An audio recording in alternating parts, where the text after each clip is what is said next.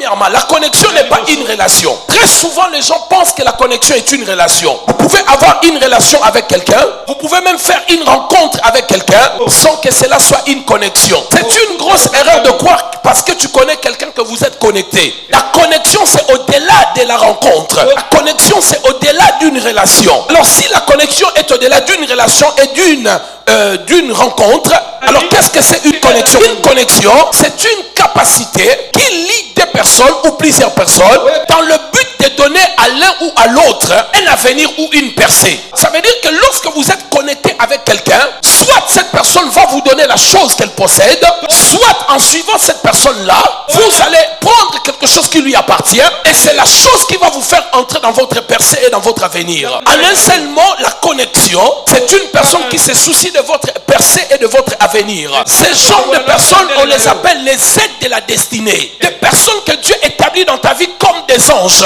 Et ces gens, très souvent, n'ont pas l'air glorieux. Ce ne sont pas des personnes, quand vous les regardez, elles ne vont pas vous impressionner. Peut-être elles peuvent être simples, mais ce sont des personnes, si vous continuez à les écouter, si vous continuez à les suivre, leur sagesse, leur capacité, leur onction vont vous faire entrer dans une dimension inoubliable de votre vie. Sachez-le, mes bien-aimés dans le Seigneur, c'est à vous de découvrir vos aides de la destinée. C'est à vous de connaître les gens qui doivent vous connecter. Quand vous lisez dans Marc chapitre 2, le premier texte que nous avons lu, la Bible nous dit ceci. Il y avait un homme qui était paralytique. Jésus prêchait dans une maison à Capernaum. La maison était remplie, bondée de personnes. Et quand ils sont venus avec ce paralytique, il n'y avait aucun moyen de le faire pénétrer là-bas. Ces 4 amis étaient des fous. C'était les aides de la destinée. C'était des gens qui étaient connectés à leurs amis. La Bible dit qu'ils sont montés sur le toit d'une maison qui ne les appartenait pas. La connexion, c'est une personne qui est déterminée à ce que tu réussisses dans la vie. La connexion, c'est une personne qui veut faire sortir la meilleure version de toi. Il y avait des obstacles. Au lieu de rentrer chez eux et de dire que nous ne pouvons pas le faire, ils sont montés et ils ont ouvert le toit. Ils ont fait entrer les paralytiques à partir du toit. Et dès que Jésus a vu ces paralytiques, chose étonnante, la Bible dit, Jésus, voyant leur foi, il n'a pas vu la foi de paralytiques. Il a vu leur foi. Il a vu la foi des gens qui étaient connectés à cet homme. Or, le principe biblique, on est guéri par sa foi. On reçoit par sa foi. Mon juste vivra par sa foi. Mais ici, ce n'est pas la foi de ces paralytiques, mais c'est la foi de ses amis. Frères et sœurs, il est temps, mes bien-aimés, de savoir se connecter sur la foi des autres. La situation-là ne change pas. Cherche quelqu'un qui a une foi plus élevée que toi. Une personne qui a plus d'onction que toi. Va t'humilier vers cette personne-là. Et la Bible dit, quand ils ont introduit cet homme, Jésus a vu leur foi. Et il ne le parle pas. La Bible dit, Jésus voyant leur foi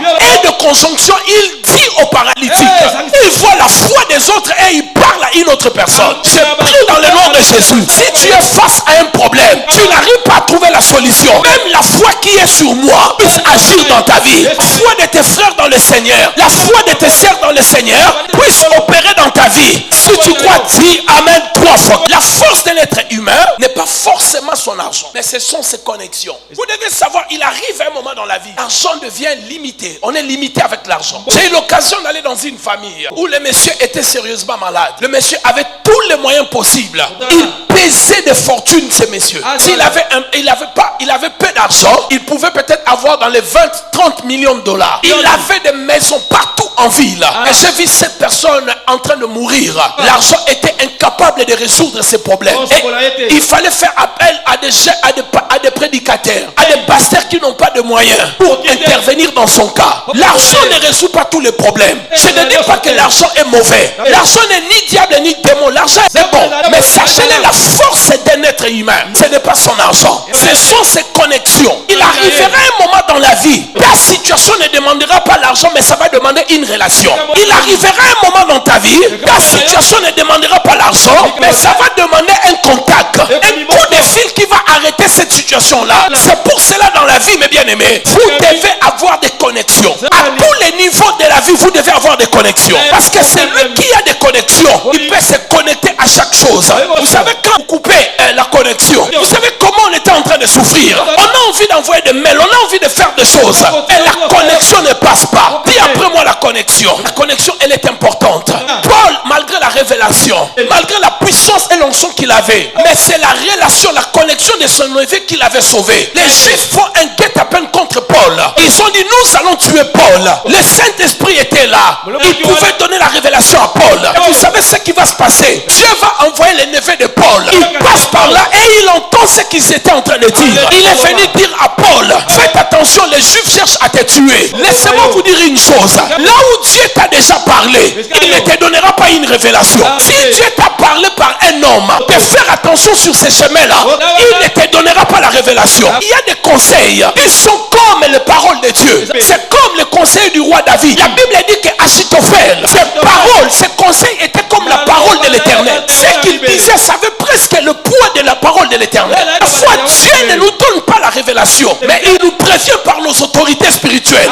Il nous donne des conseils. Si nous ne les écoutons pas, il nous reste seulement l'échec. La Bible dit, dans 2 Rois chapitre 5, à partir du verset 3, voyons comment l'argent peut être limité. Il y avait un homme qu'on appelait Naaman. C'était un général syrien, un homme fort et puissant. Cet homme était fort, un grand général. Sa réputation l'a précédé. Mais cet homme était lépré. Il avait la lèpre plutôt, il était lépré. Mais cet homme a souffert de sa maladie pendant plusieurs années, malgré son argent. Qu'est-ce qui va le sauver? Il avait dans sa maison une bonne, une esclave, une femme de rien, qu'on n'accordait pas l'importance, qu'on l'envoyait ici et là. Cette fille, un jour, elle a regardé son patron, elle a regardé son général, elle a dit, mon patron, mon boss, dans mon pays, il y a un homme, il y a un prophète. Si tu partais là-bas, la maladie sera guérie. Ce que tu dis est une vérité? Oui, effectivement.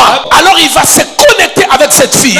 Il va avoir des renseignements. Il parle à son roi, le roi de la Syrie. Le roi de la Syrie écrit au roi d'Israël, je vous envoie mon général. Il paraît qu'il y a un prophète au milieu de vous. Si mon général arrivait, il sera guéri. Cet homme est parti, il a obtenu sa guérison sans même voir le prophète. Le prophète lui a dit, jette-toi dans l'eau 7 fois. 7 fois dans les Jourdains, il était guéri. Qu'est-ce qui lui a donné la guérison? C'était la connexion. Une personne sans gloire, une personne qui ne représentait rien. Si Dieu veut te bénir, la chose qu'il va te donner, ce sont des relations. Si Satan veut te détruire, la chose qui fera entrer dans ta vie, ce sont des mauvaises relations. Et c'est à toi de discerner les bonnes et les mauvaises relations. C'est à toi de comprendre. Ça, c'est l'aide de ma destinée. Ça, c'est le destructeur de ma destinée. C'est à toi de discerner. Je prie dans le nom de Jésus que le Seigneur ouvre vos yeux, que vous voyez vos anges que Dieu a mis sur votre chemin, afin